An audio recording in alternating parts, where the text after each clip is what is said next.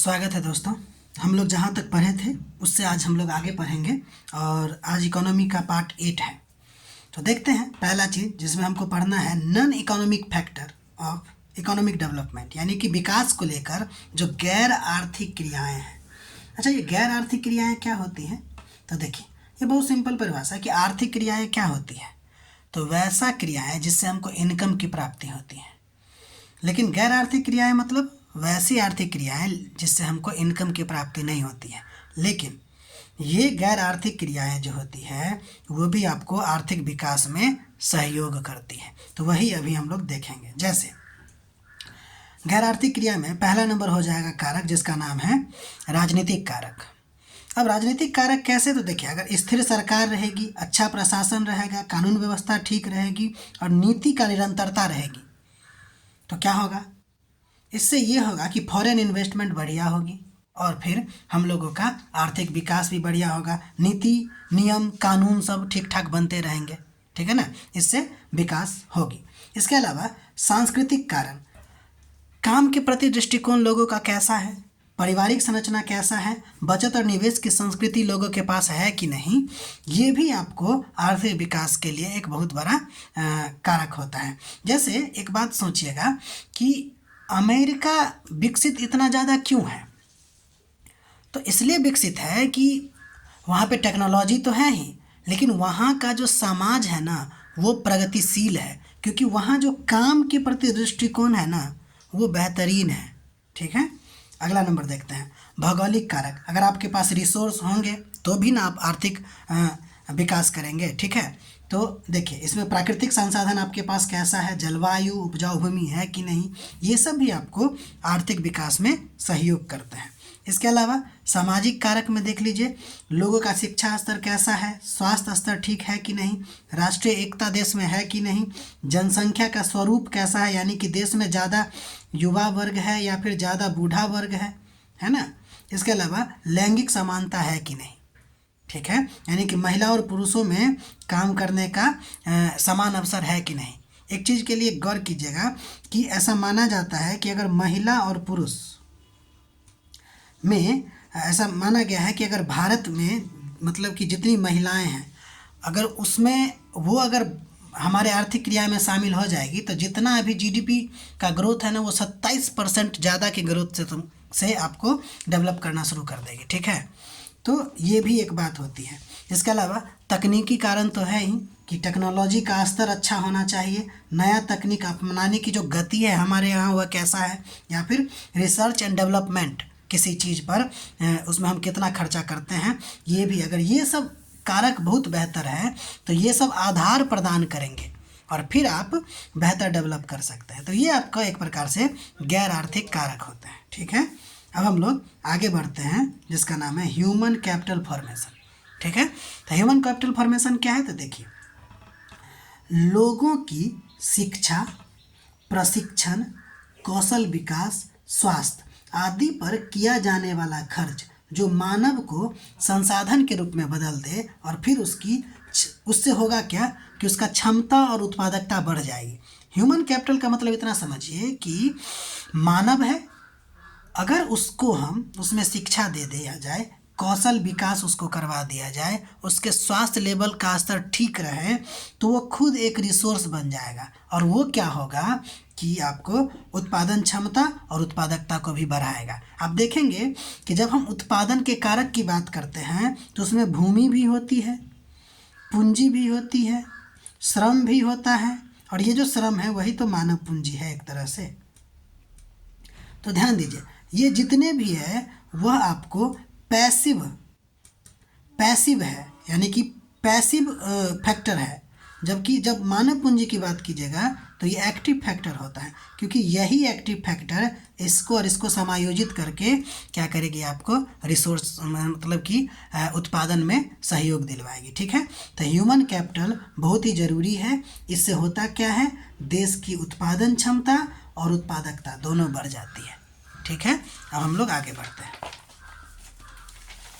अब एक और टर्म आता है जिसका नाम है सोशल कैपिटल, यानी कि सामाजिक पूंजी आप कह सकते हैं। तो ये होता क्या है? तो सिंपल समझिए, समाज में जो मौजूद रिश्ते हैं जो भरोसा है, जो नेटवर्क है और जो सहयोग है। इसके साथ साथ सामाजिक मूल्य कैसा है, ठीक है, ये सब क्या करता है, लोगों को एक दूसरे से जोड़ती है। और उस जुड़ाव से होता क्या है कि जब सब मिलके काम करते हैं तो काम की क्षमता बढ़ जाती है और यही हमारे लिए क्या हो जाएगा, सोशल कैपिटल हो जाएगा। अगर हम सिंपल भाषा में कहें तो लोगों के बीच में जो विश्वास है, जो नेटवर्क है और जो सहयोग की क्षमता है, वही आपका क्या कहलाएगा, सामाजिक पूंजी के तौर पर कहलाएगा। जैसे उदाहरण के तौर पे आप कह सकते हैं कि सेल्फ हेल्प ग्रुप जो है वो सोशल कैपिटल है। अमूल डेयरी कॉरपोरेशन जो है वो भी आपको एक प्रकार का सोशल कैपिटल है। सिविल सोसाइटी मूवमेंट सब जो भी होते हैं वो सब क्या होते हैं, सोशल कैपिटल का ही एग्जाम्पल होते हैं। और ये हर मतलब कि किसी न किसी रूप में देश के विकास में सहयोग करते हैं। जिस तरह ह्यूमन कैपिटल करते हैं उसी तरह सोशल कैपिटल भी करते हैं, ठीक है। अब हम लोग एक बहुत ही इम्पोर्टेंट टॉपिक जिसका नाम है सस्टेनेबल डेवलपमेंट, उस पर बात करते हैं। सस्टेनेबल डेवलपमेंट को धारणीय, सतत विकास या संपोषणीय विकास भी कहते हैं। ये क्या होता है, तो देखिए, यह एक ऐसा विकास होता है जो वर्तमान पीढ़ी की आवश्यकता को तो पूरा करे ही, लेकिन भविष्य की पीढ़ियों की ज़रूरतें पूरा करने की क्षमता को नुकसान न पहुंचाए। कहने का मतलब ये है कि आप विकास कीजिए, ठीक है, लेकिन जो भविष्य की आने वाली पीढ़ी है ना, उसकी ज़रूरत को पूरा करने वाला जो क्षमता हो गया, आप उसको नुकसान नहीं पहुंचाइए, ठीक है। यानी आज भी विकास हो और आगे आने वाली पीढ़ी का भी नुकसान ना हो, ठीक है। उसी को हम लोग क्या कहेंगे, संपोषणीय या सस्टेनेबल या सतत विकास, ठीक है। चलिए अब हम लोग आगे बढ़ते हैं। इस शब्द का अगर हम बात करें सस्टेनेबल डेवलपमेंट का, तो इस शब्द का पहली बार प्रयोग जो है वो ब्रटलैंड आयोग 1983 का है, जिसने एक कॉमन फ्यूचर नाम का रिपोर्ट प्रकाशित किया था, जिसमें इस शब्द यानी कि सस्टेनेबल डेवलपमेंट का पहली बार प्रयोग किया था। आयोग ने सस्टेनेबल डेवलपमेंट का क्या परिभाषा दिया, तो इन्होंने परिभाषा दिया, inter generational equity in resource use is sustainable development. इसका मतलब क्या हुआ, सिंपल बात करते हैं। देखिए, इंटर जनरेशनल मतलब, देखिए, एक प्रेजेंट जनरेशन है जो हम लोगों का है, एक आने वाला जनरेशन है जिसको फ्यूचर जनरेशन कहते हैं, तो ये हो गया इंटर जनरेशनल। अब इक्विटी यानी कि ये प्रेजेंट जनरेशन जितना रिसोर्स यूज कर रहा है उतना ही रिसोर्स इसको भी मिले, न कम न ज़्यादा। ज़्यादा हो तो चलेगा, लेकिन कम से कम दोनों का जितना आज हम यूज कर रहे हैं उतना आगे आने वाला पीढ़ी भी यूज करे। जब ऐसा होगा तो हम कहेंगे इक्विटी है रिसोर्स यूज में। इसी को हम लोग क्या कहते हैं, सस्टेनेबल डेवलपमेंट कहते हैं, ठीक है। सस्टेनेबल डेवलपमेंट के अगर हम पिलर की बात करें यानी कि स्तंभ क्या है, तो इसका स्तंभ पहला नंबर है इकोनॉमिक स्टेबिलिटी, या फिर कह सकते हैं इकोनॉमिक सस्टेनेबिलिटी, ठीक है। एक है आपको सामाजिक सततता यानी कि सोशल सस्टेनेबिलिटी।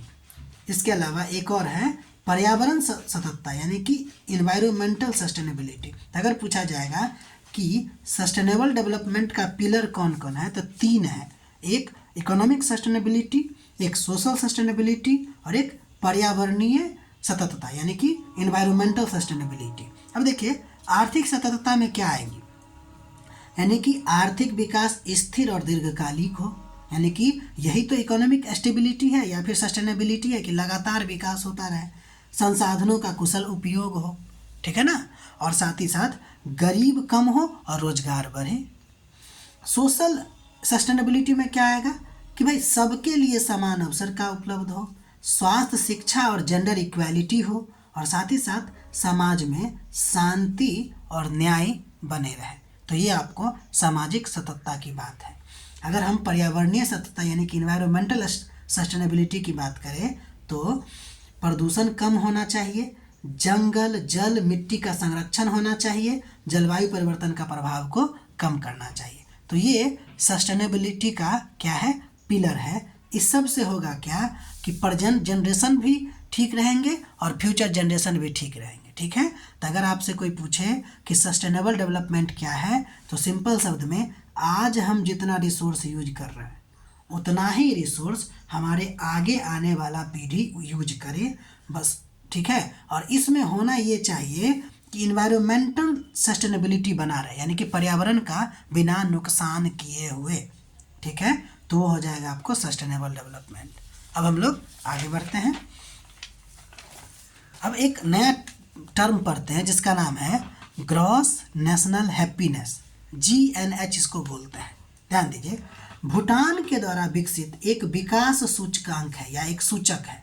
अगर पूछा जाएगा कि GNH जो है यानी कि ग्रॉस नेशनल हैप्पीनेस जो है वह किस देश के द्वारा विकसित किया गया है, तो भूटान के द्वारा, जो कहता है कि GDP की जगह लोगों की वास्तविक खुशी, कल्याण और जीवन गुणवत्ता को मापता है। यानी कि भूटान कहता है अपने आप को कि हम लोग ना GDP के आधार पे नहीं मापेंगे अपने देश के विकास को, हम लोग देखेंगे कि हमारे यहाँ के लोग कितना खुश है, उसका कल्याण कितना हुआ, जीवन की उसकी गुणवत्ता क्या है।